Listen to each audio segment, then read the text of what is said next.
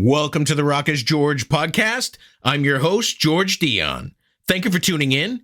Be sure to hit like, follow, or subscribe on the platform that you're listening to us on.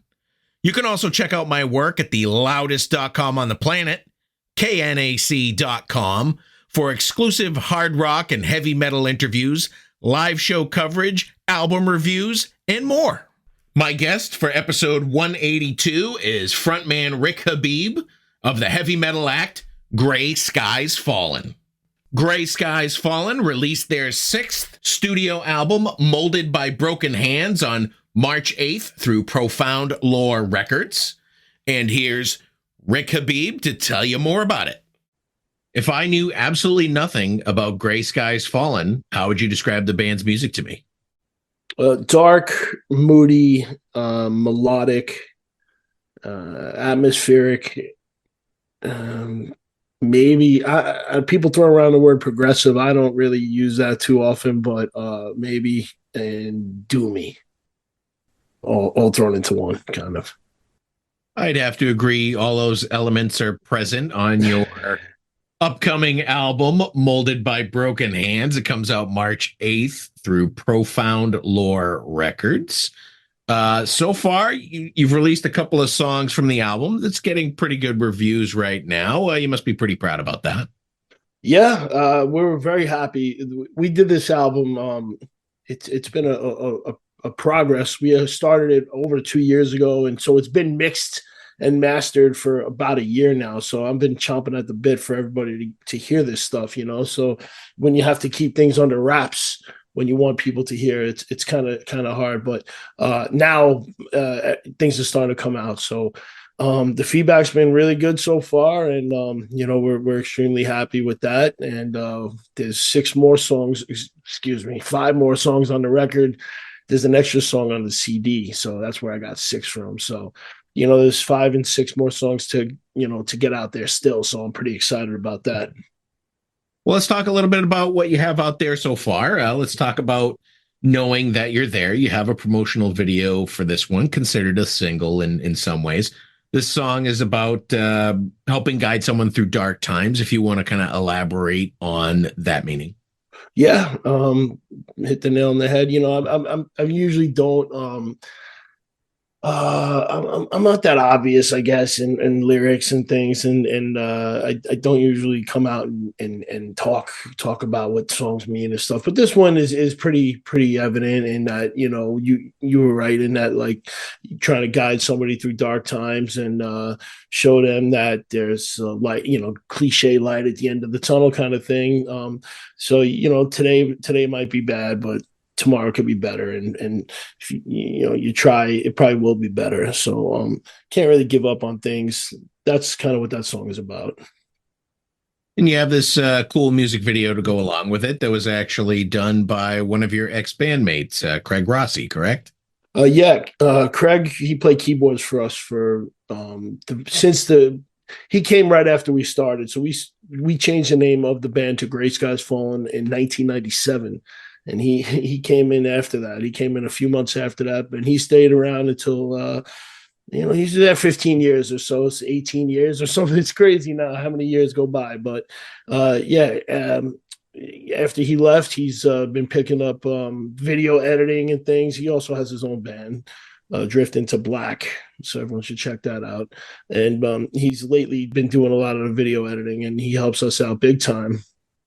And without him, we like I said on the post somewhere, we'd have like a stick figures running around or something, just like garbage or whatever we'd be able to do. But he's been a lifesaver, and we're very happy. And the videos he's done for us, he's done both of the ones that we released so far for this album, and they've been killer in my opinion. The other video being Cracks in Time. That's another great video. I certainly couldn't produce something like that myself, for sure.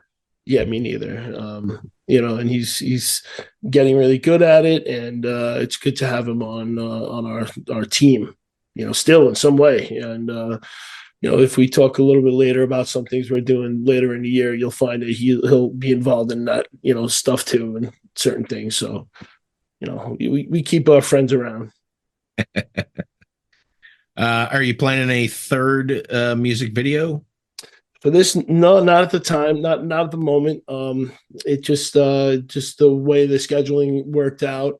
Who knows? Maybe in a couple months we could whip something together. If there's, who knows? But I know later in the summer we're gonna do another two songs, not for for a different thing, for the 25th anniversary of our debut album, and I'm sure there'll be an accompanying video for one, if not both of those songs. The latest album was recorded and engineered at Menegroth, the Thousand Caves studio by Colin Marston. He also plays instruments on a couple of the songs. He plays keyboards. He does little guest spots. Yeah, he has a band called Krallis, amongst others, and in Krallis he plays the keyboards. If you look at there's a video on YouTube from September of 2022 or August, and one of those two of Krallis, and it says it's 2 hours and 45 minutes, and it's 48 minutes. It says intro, keyboard intro. It's 48 minutes of live. So that's the kind of guy. This guy is an amazing keyboard player, musician, and it was cool just to have him contribute a little bit to the record. Besides recording us, so he has all this vintage gear set up in the studio right next to where he tracked. So it's like, hey, Colin, can you mess with that a little bit and see how it sounds? And he's like, yeah, no problem. There it goes. Two songs he's featured on a little bit. Maybe that's where you get sort of that progressive label when you get a guy that can play a 2-hour keyboard solo. Yeah. And he has other bands, Dysrhythmia, incredible musicianship. Well, he's in Gorguts. He's an accomplished guy, and he records a lot of the great underground death metal that comes out today in the U.S. When I first saw the album cover of Molded by Broken Hands, I instantly thought OPETH, and it's funny that it's the same artist, Travis Smith, that you got to do the cover. Right. I've known Travis. I've known Travis probably 25 years. Online, we've never met in person, which is got to fix that one of these days. But I don't get out to California too often. We've worked with Travis now on our last bunch of releases, maybe 6 or 7. He's done 7 or 8 covers for us over the last 10, 15 years. Covers, EPs that we've done, and they're all he's the best. I love that guy, and always get to use him. And he's so easy and simple to work with, throwing ideas about to each other, and then you get a cover like that. So like for our last album, I'm not sure if you saw it. It's called Cold Dead Lands, and it was a cover. The cover that he did as well, and I drew the rudimentary sketch of just not, like I said, stick figures. I literally had stick figures there, and I was like, here you go. And then like a month later, he sends the cover, and I was like, oh my God, I can't believe somebody can do that from the trash that I handed him. So he's a real artist. He's really awesome. He's done some of the classic covers in metal over the last 25, 30 years. Speaking of great art, the vinyl versions of this album came out fantastic. I never seen anything quite like it. The black marble smoke, the black and silver with the white splatter. That's some fantastic work there. Who did your vinyls? The label sends them, I guess, A to Z Media, I guess, would be the actual press, the company that presses the records. But they came out so amazing. I opened the box, I was like, wow, this really, really cool. I wish it looks like if you're a fan of the Raiders in football, it's like those colors, the silver and black with, it has some whites, but it looks really awesome with the cover and the layout, which is very, just simplistic and it's in its form in black mostly. And it really pops. So really happy about that. This isn't your first time on vinyl. Your last album was on vinyl, right? Our second to last album was we pressed it ourselves. This is our first album that we're actually having the ability to have somebody to put it out for us, which we're amazingly thankful and grateful for. The last album was going to be out on vinyl on a pretty well known European label, and that happened to be March 2020. So I got an email one morning. It just said canceled in giant letters, and I was like, oh. I was like, man, all right. So that was a tough pill, but I kind of chalked it up as everybody's going through something at that point. It could have been a lot worse. There was in New York, there was trucks, refrigerator trucks filled with bodies at that time. So I'm sitting here crying about my album not coming out on the vinyl. But this is the first one with Profound Lore, and we are over the moon. Well, let's talk about your new label, Profound Lore. How did you end up signing the deal with them? Well, I have another band called REEKING AURA, and that's more of a old school death metal band. And we're on that label. I'm actually, it's a shirt right there, actually there. And that we have relations with the label from that band, and so it was kind of here. Would you like to check it? And the label was familiar with Gray Skies previously. We've been around for a while, and it's not like we're a household name or anything, but if you dig deep enough, you might find us. And he was one of the people that knew of us, and he liked what he heard and the new stuff. I believe he was a fan of the previous album, and it was pretty straightforward. I'm very happy. I like how you said it's old school death metal, because quite honestly, I don't hear much of a difference between old school and new school death metal. Yeah, I mean, if to the untrained ear, like if you look in the early '90s, there's a distinct kind of sound that was there. When people say old school death metal, they're probably talking about early '90s kind of stuff. And today the bands are so technical. And so, the guitar playing is so incredible. I'll stand there and watch some of these bands live, and I'm like, oh my God, it's like, thank God I play Doom, because it's not a million notes a minute, which I was never able to do, but more power to these bands. They're incredible. But to me, old school death metal, is more like the Morbid Angel kind of your Entombed, your Death, stuff like that. And there's a lot of incredible bands going on today too that are carrying the torch. The other term that makes me laugh is melodic death metal.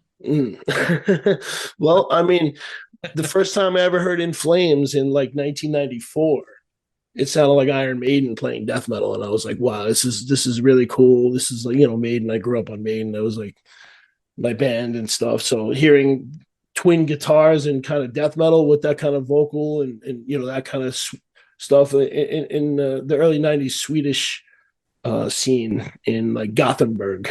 There were some bands that came out of there. Dark Tranquility, At the Gates, melodic death metal kind of like just changed the game.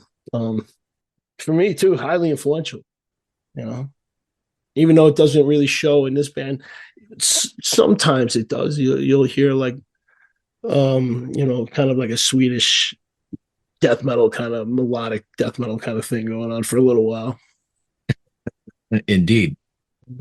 You mentioned it earlier, the 25th anniversary of Gray Skies Fallen's debut album, The Fate of Angels, came out in 1999. What do you got planned to honor the anniversary? Well, it comes out 4 days after this album, 25 years. So the 12th. So it's pretty incredible how it works out. And there's a song on it. The first track is called The Purest Form. And that track got a little play back in the day. So most people from 1999 that know Gray Skies Fallen know that song. And that's the song. We're gonna re-record that song. And we're also going to re-record a song on the album called Athena. I'm not really big on bands re-recording records, full albums, but a song or two here or there, I'm cool with. Sorry, man, my cat is going crazy right now, knocking into the desk and making noise and stuff. But so we're gonna re-record those two songs, and The Purest Form, we're gonna strip it down a little bit, keep it more to the 4-piece band that we are now. And Athena, we're gonna bring Craig back on keyboards for that one. And the guy that plays strings on this record, his name is Ben Karras. He's an unbelievably talented guy. He's going to play on Athena as well. So that song is going to be more kind of comp, amplified, I guess, but it's going to be heavy as hell and really good. We've changed it a little bit in the 26 years since we recorded it. And, it's better now. And I can't wait to get those two songs out. And that's just going to be a digital release that we do just for fun, just to acknowledge the 25th anniversary. Not surprised the heavy metal guy has a cat. They all have cats. Yeah, he's black too. He's a black cat.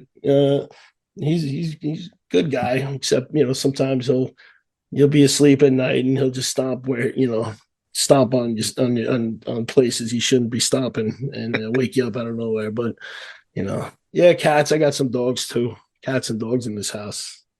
I got 2 black cats actually. Oh, nice. Yeah, I find them very nice, and they're peaceful, they're tranquil. I live in the woods, so I'm all about tranquility and stuff. I might sound like I'm from New York, which I am. I moved up here in the woods a few years ago to get away from all that. But yeah, cats and dogs, and there's bears outside and all sorts of craziness. Besides being better, as you said earlier, how do you think the band has changed since their debut album? Well, we've gone through a lot as far as members, but there's been consistency as far as our drummer has been here since 1998. He came right after the first album was recorded. He's still here. We could do a whole podcast just on Sal, the drummer. Believe me, the stories. And he's been here, and Joe, our original guitar player with me, he's been in and out over the years, and he's back now.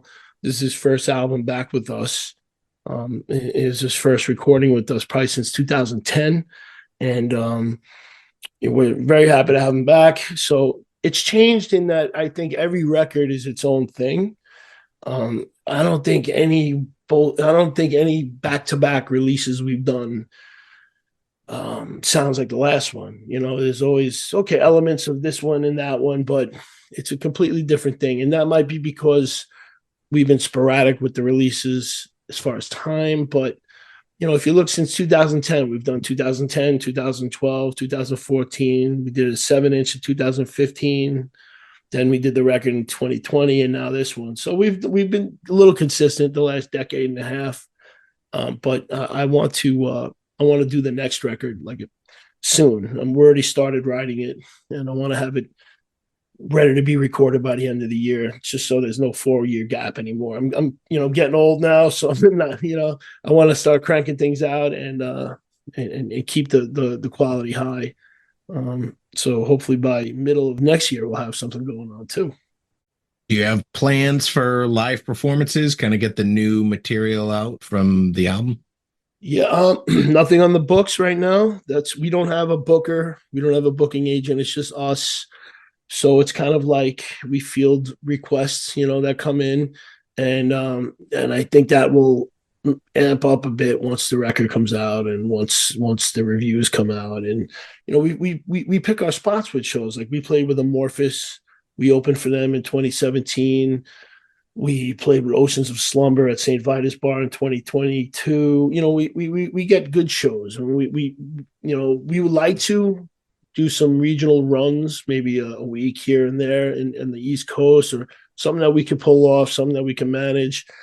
And of course, hopefully we could attract some festival interest, because that would be ideal.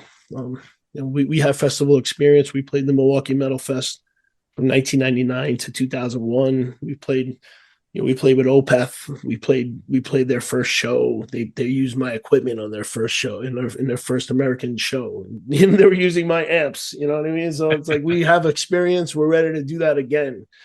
And so as far as live goes, we're a good live band too.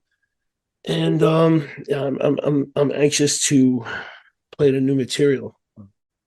You mentioned your other band, Reeking Aura. Your last album with them was Blood and Bone Meal in 2022. Are you working on anything new with them? Yeah, it's Tom, the bass player in Gray Skies. He's in that band with me. and we are writing the next album, and our goal is to record that album in about 6 to 8 months. So, we try not to put times on things, but I kind of do. Like, I want to set a goal. I want to know when, things are going to get done, and to aim for certain things. Sometimes I think if you have a goal set on a calendar, you gun for it, and, you make sure it's ready to go. So 6 to 8 months, I want to be recording, and that album is going to be, the first one was really good in my opinion, and it got a lot of good feedback, and I think we're only going to go up from there. Your publicist tells me those aren't the only two bands that you're in, like 6 or 7. Well, I have the band Reeking Aura. There's the core of that band was a band called Buckshot Facelift, and that was a totally different band. That was a Long Island band, which it was Tom, who's in Gray Skies, and Sal, the drummer of Gray Skies. Those two guys, and Big Will Smith, who's in this band called Afterbirth. He was in a band called Artificial Brain. He's one of the best death metal vocalists on the scene today, in my opinion.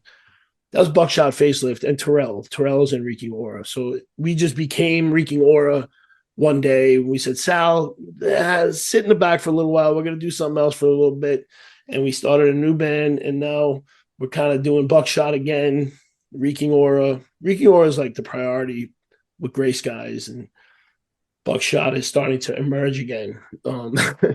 But we did two good records with Buckshot when I was in the band. They were around before me, but Terrell and myself joined that band in 2012 and put out 2 really awesome records, in my opinion. Travis Smith did those covers too.